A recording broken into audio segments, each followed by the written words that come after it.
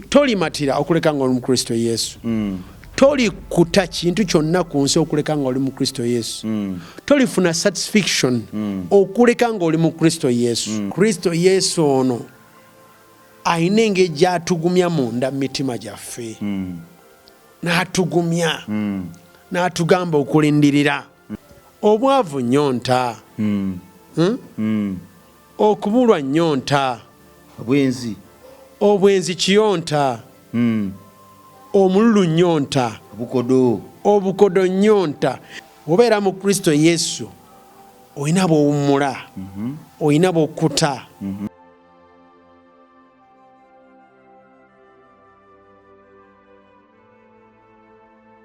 Seesunga kulaba bamalayika, seesunga kulaba ebiwawaatiro byabwe, seesunga kulaba bweru bwabwe oba bumyufu bwabwe. Nze kye neesunga kiri kimu nga ntuuseeyo kwe kumuyimbira nga sikoowa. Bwe ndituuka mu nnyumba ye tewalibaawo kwetya nate, kwenyooma na kwetuulako.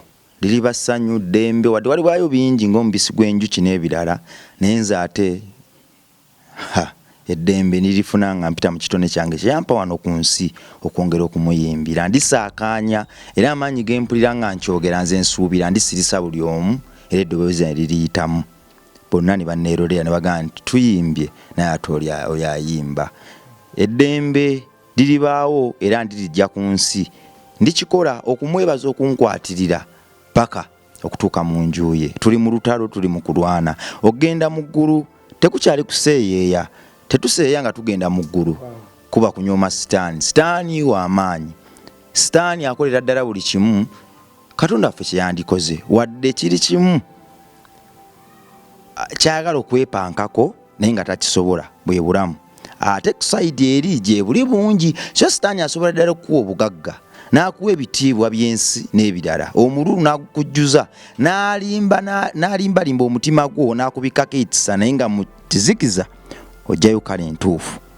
Kyalasoba kiri kimu kujjako oba kukuwa bwe bulamu. Ekyo Katonda yakyesigaliza.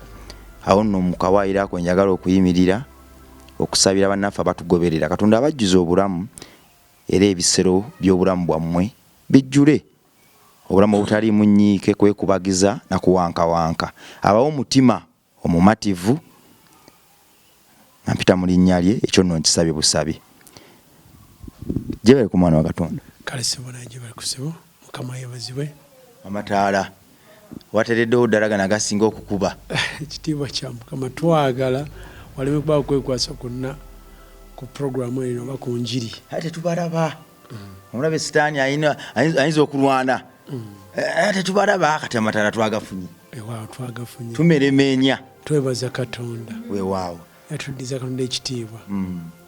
Kubanga atwadde omukisa ogw'okubulira ekigambo kye. Weewaawo. Amanya n'eddoboozi Musumba Ronald Sendagire.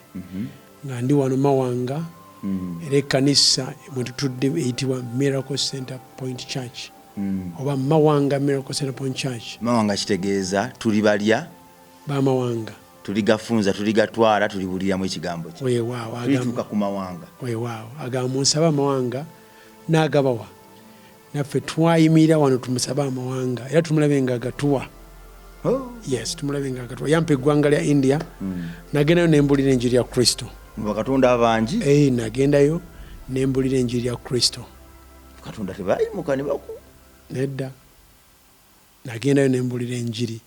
Naye nga okugenda mu mawanga ago nga India era twakisaba. Yesu ayogera mu Marko nti mugende mubulire enjiri mawanga gonna. Nga mubabatiza mu linnya lya Kitaffe n'Omwana n'Omwoyo Omutukuvu. Takkiriza n'abatizibwa oyo ng'amaze okulokoka. Naye atakkiriza gumaze omusinga. Kati yenjiri eno gy'otambuza. Akkiriza ng'awuliriza eddoboozi lino aweereddwa obulokozi. Abugaana ng'ate yeesanze azze ku channel eno n'alaba enjiri n'atagitwala gumaze okumusinga. Pastor wangi nazimba ennyumba nnene nsulamu n'abaana bange eri kuyiika 10. Kyekyali ekirooto kyange naye Katonda bwe yakimpa mpulira nga yiika 10 zino tezimala ettaka ly'aba neighbor linkwasa ensaalwa nayo njagala kulitwala.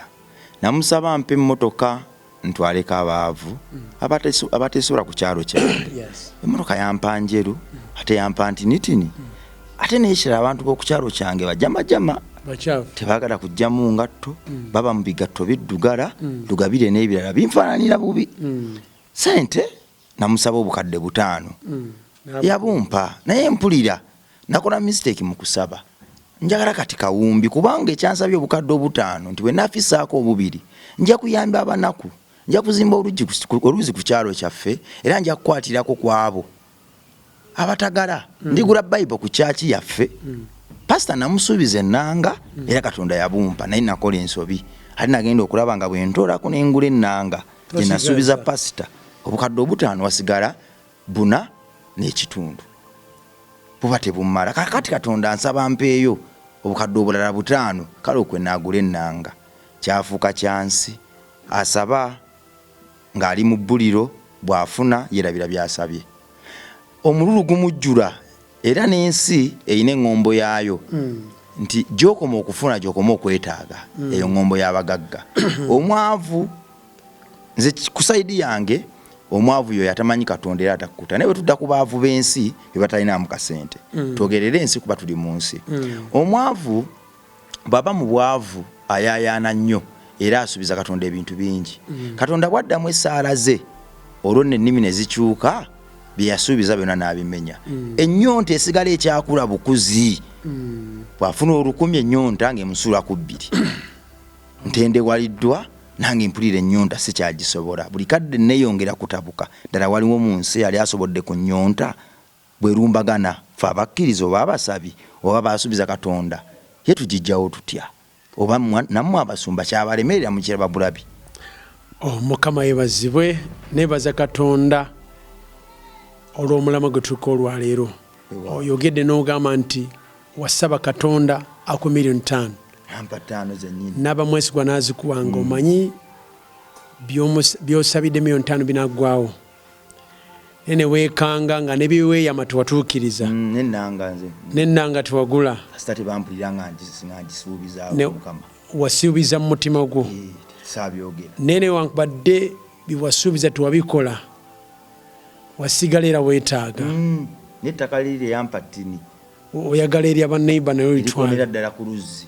Kati obuuza ekibuzo n'ogamba naye ani asooka okugyawo ennyonta mu nsi? Tevangawo. Ani anansalira omusango nga tevanga, buli omu akikola. Kati kye twebaza Katonda, Yesu bwe yali ku musaalaba yagamba nti kiwedde. Yagamba nti kiwedde. Amazima gali nti neebaza Katonda anjigiriza ku ssente. Osobola okuba nga weetaaga $2,000,000 ne zijja mu mikono gyo ng'olowooza zinaakumala.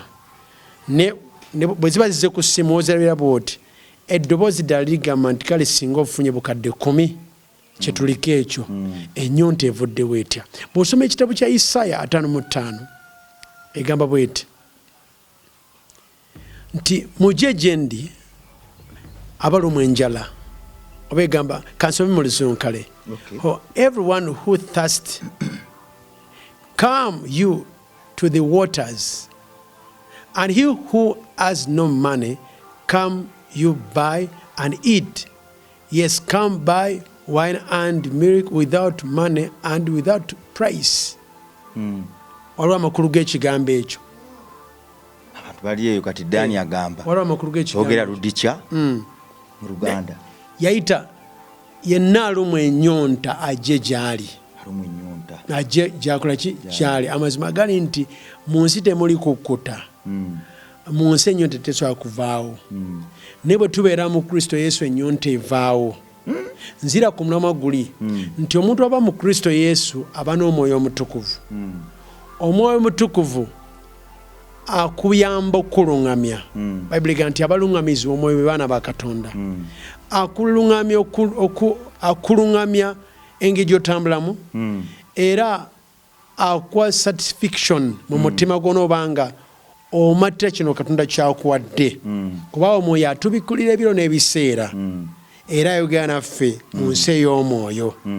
Kati oze n'olaga nti bw'oba wali weetaga ttaka eka 10 Mukama n'akuwa n'ozimba n'ennyumba ne eka 10 ziyakuwa owulira nga neza banneighbor ozeetaaga. Yes. Kati ekintu ekivaawo kitya nti bwe tubeera mu Kristo Yesu ayogera bw'ati nti mujje gye ndi mwenna abakoera abazitoweddwa nange nnaabawummuza. Kati ekiwummulo kiri mwani? Kiri mu Kristo Yesu.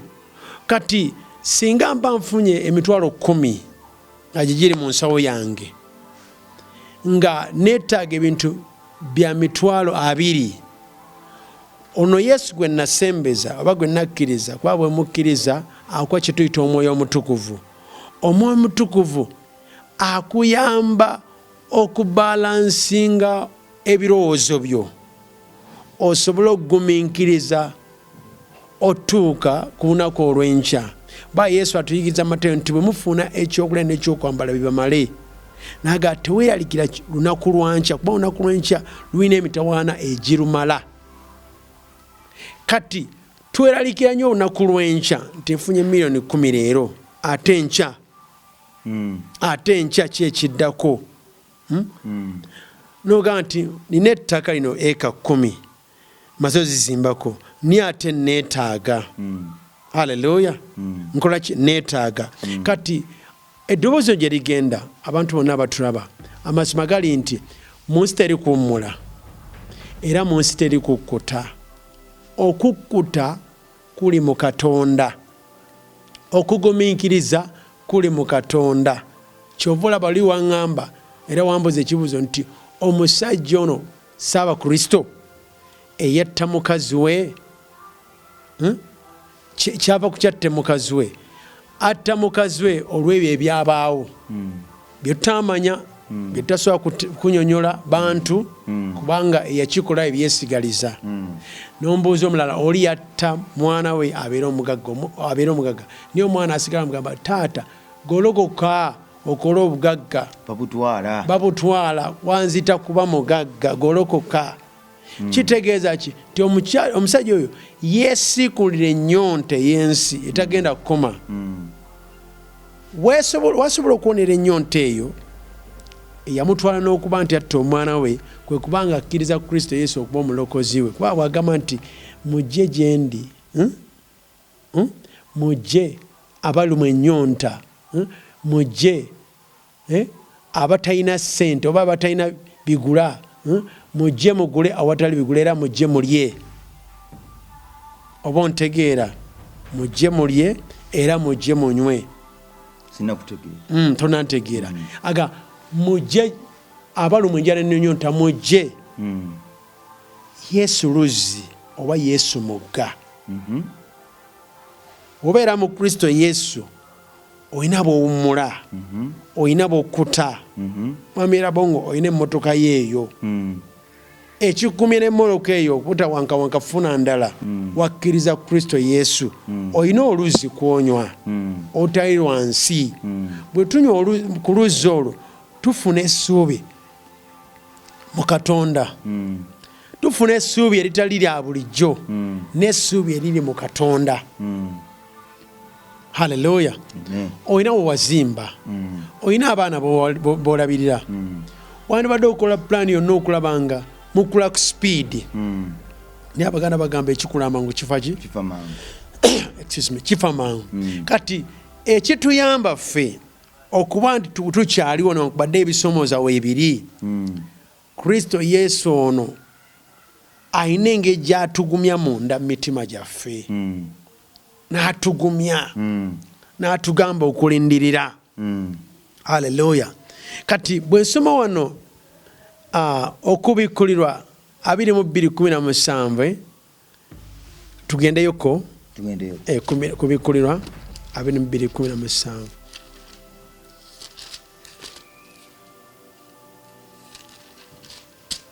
22:17 tugamba bweti nti and the Spirit and the bride say come, and let him who hears say come. Nti omwoyo n'omugole ne batugamba mujje era oyo awulira akole ki ajje. And let him who is thirsty come. N'oyo alina ennyonta akole ki ajje. Obwavu nnyonta. Okubulwa nnyonta. Obwenzi kiyonta. Omululu nnyonta. Obukodo nnyonta. Naye yagambye nti oyo alina ennyonta akole ki ajje. Whosoever will, let him take. Whosoever will, oyo omwetefutefu, let him take the water of life freely. Nti oyo omwetefutefu okujja okunywa leka atwale amazzi ag'obulamu ku bwereere. Gano amazzi ga bwereere. Tugafuna tutya? Kuyita mu kusaba. Buli lw'osaba obaako ky'ojjuzibwa. Buli lw'osaba obaako ky'ofuuka. Nze nga sinnalokoka nga ndi mu nsi eri nga bwe naggamba, waliwo ekiseera kyatuuka nga osobola okukola ekintu kyonna ofuna esente. ensi y'Abailluminati yendege ensasi. Yes, osobola okufuna ekintu kyonna, okukola ekintu kyonna osobola okufuna sente. Ne speedi kwe twayagaliranga okukulaakulaniranga teyali ya bulijjo. Osobola okukola ekintu kyonna okole ki oyitewo. Ne tugamba ky'abantu nti bw'obeera mu Kristo Yesu kiri kiwummulo. Akuwa ekiwummulo mu mutima gwo n'osobola okugumiikiriza. Kuba buli muntu aba n'ekiseera kye, buli muntu alina sizoni ye. Oba osoma ekitabo kya Mubuuzi kigamba there is time for everything. There is time for everything under the earth. Buli kintu kiba n'ekiseera kyakyo. Waliwo ekiseera ky'okuzaalibwa n'wabaawo n'ekiseera ky'okufa. Kati nkubiriza abantu baffe nti waliwo ekiseera ky'okuba nti odaaga toyina, naye eriyo ekiseera ky'omuyiika. Nga biyiika buyisi. Kati omuyiika eno waffe, omuyiika eri mu nsi, omuyiika Sitaani gwagaba, omuntu asigala yeetaaga. Omuntu asigala agamba nti singa nneeyongerako. Ne wano agambye nti I am the root and offspring of David. Ti nze kikolo era nze ettabi, oba nze kikolo era nze muzzukulu wa Daudi.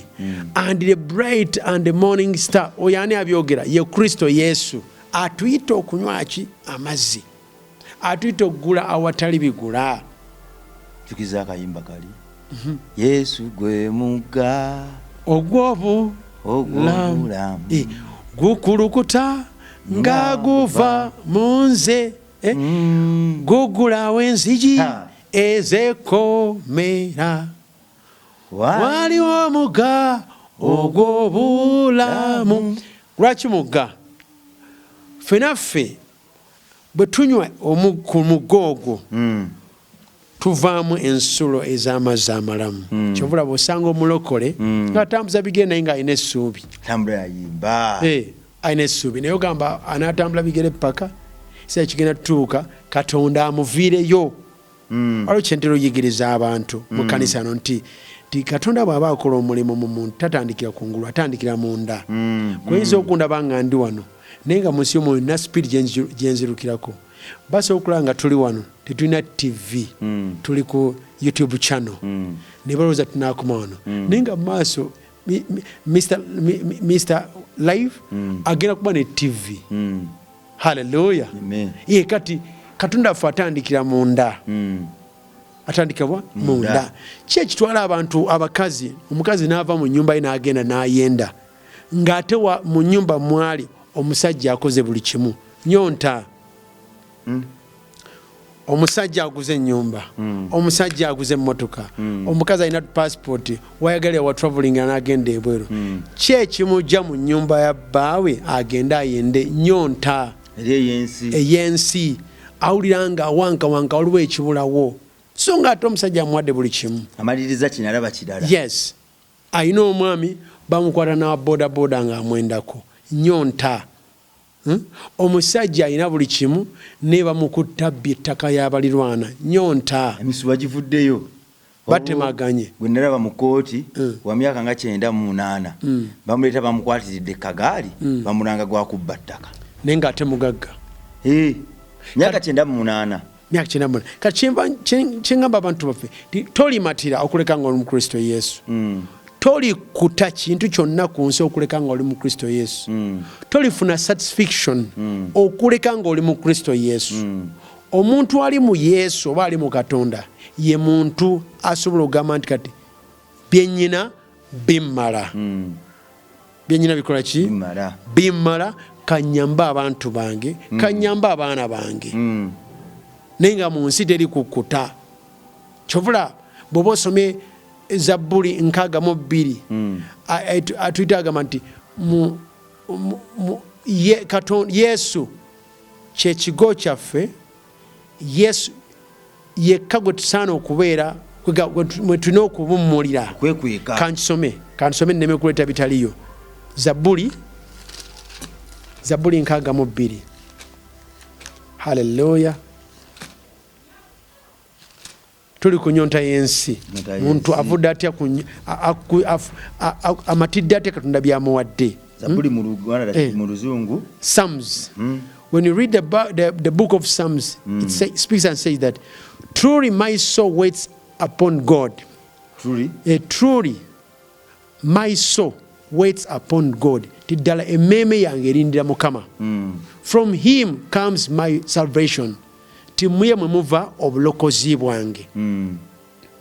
Emmeme zaffe zirindirira Mukama. Era muye mwe muva obuki obulokozi bwaffe. Hallelujah. Verse 2. He only is my rock and my salvation. Ye yekka lwe lwazi lwange era lwe bulokozi bwange. He is my defender, my defense. Bwe bukuumi bwange. I shall not be greatly moved. Era sinyenyenyezebwe. Era siive oba siimuvinge. Kati wano Munnazabbuli yali atulaga era Kristo Yesu. Kuba Kristo Yesu bwe bulokozi. Era Kristo Yesu lwe lwazi. Kristo Yesu bwe bukuumi bwaffe is our defender oba our defense. Kati omuntu yenna atali mu Kristo Yesu, atali mu Katonda, amaliriza takuta. Omukazi atali mu Katonda nga mufumbo, amaliriza takola ki? Takuta. Omukazi asobola okuba n'omusajja omu, era omusajja asobola okuba n'omukazi omu. Naye ani akuyamba? Kristo Yesu.